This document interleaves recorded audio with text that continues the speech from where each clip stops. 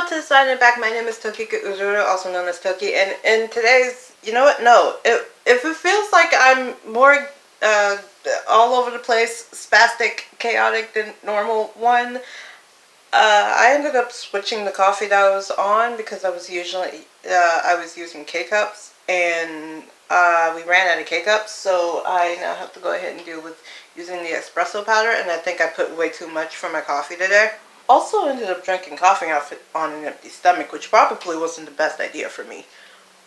I digress.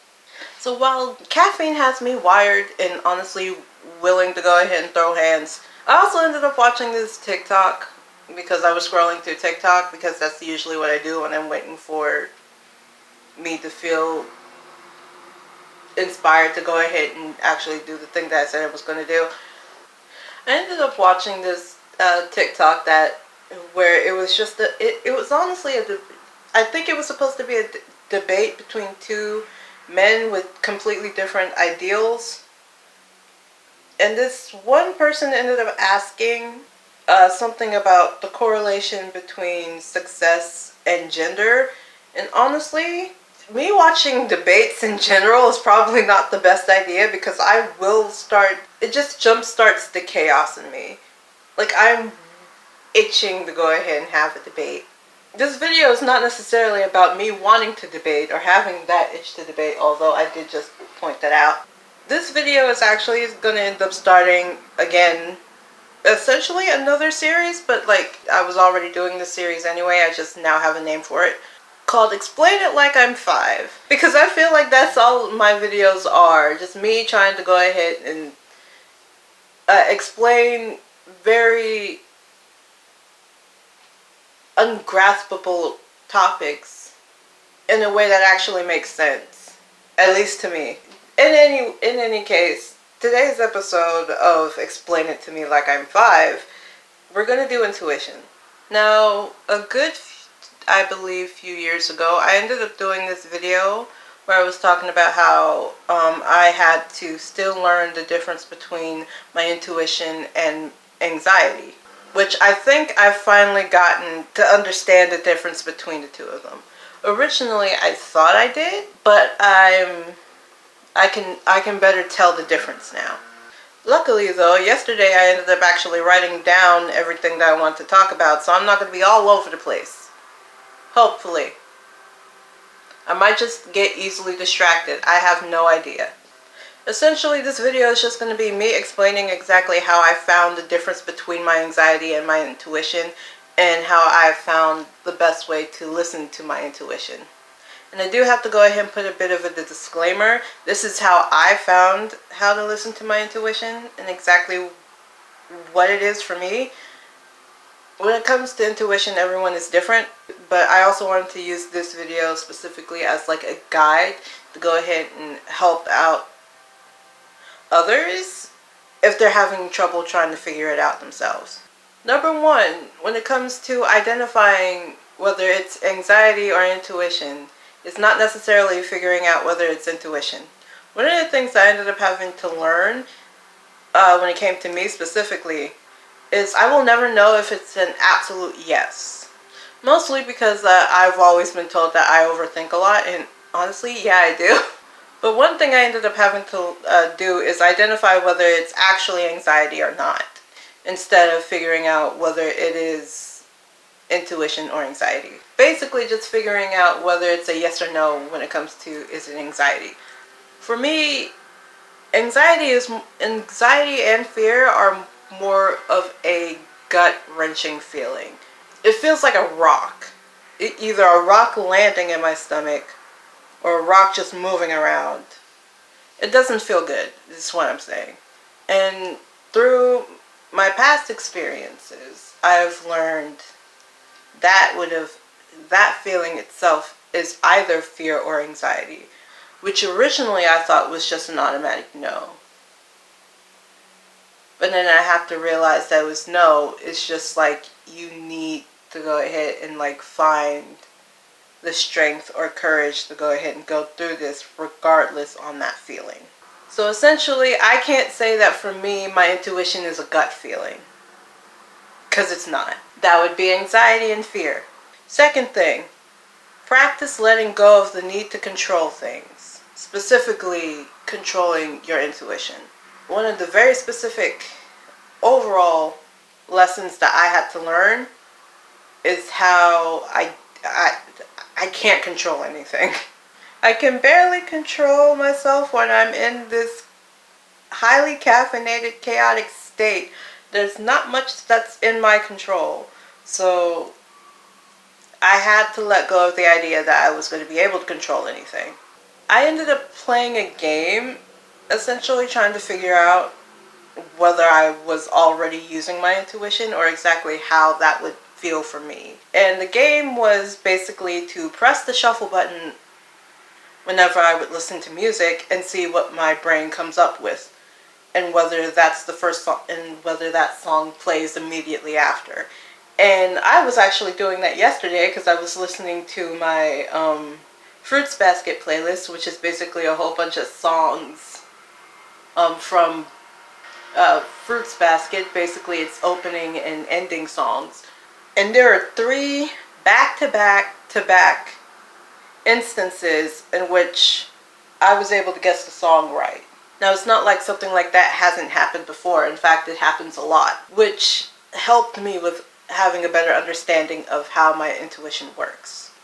But also just having overall moments where you're not trying to control how your brain works or what your brain decides to do. My brain is an enigma, and if I try to control exactly what it's doing, especially when I'm trying to listen to my intuition, I'm just going to overthink everything and not necessarily hear anything. So I've come to the conclusion that one of the best ways that I can go ahead and work on trusting my intuition better is actually having space brain time. Basically, I'm not forcing my brain to think anything. I just see what comes through it, not necessarily trying to control anything here. And honestly, I feel like that's the best way I end up using my intuition. Number 3, paying attention to reoccurring feelings or thoughts. Only observe and document. That's also something I ended up having to learn the hard way. Because I would end up having a lot of reoccurring thoughts or reoccurring feelings. And anytime I tried to go ahead and pay attention to them, my brain would automatically go into analysis mode, where it's just we're not necessarily observing the fact that it happens, and we're not even thinking about taking a note of when it actually happens. We're trying to figure out exactly why it's here or why it keeps coming back, and it's just sometimes you can't figure that out just yet. So I had to learn that the hard way. Don't try to make sense of it, just document it or write it down. Also, figuring out whether you've unknowingly used it before. This kind of goes back to what I was talking about when I was talking about the Claire's senses or psychic abilities video, where there are things in your life where you would have, there's nothing else that it could have been. It is literally just that. And there have been a lot of instances in my life personally where I wouldn't have been able to know exactly pretty much anything, but I still went with that feeling that I ended up having, which for me is not necessarily a gut feeling. It's more of an emotional feeling. And the feeling is stronger when it's a no.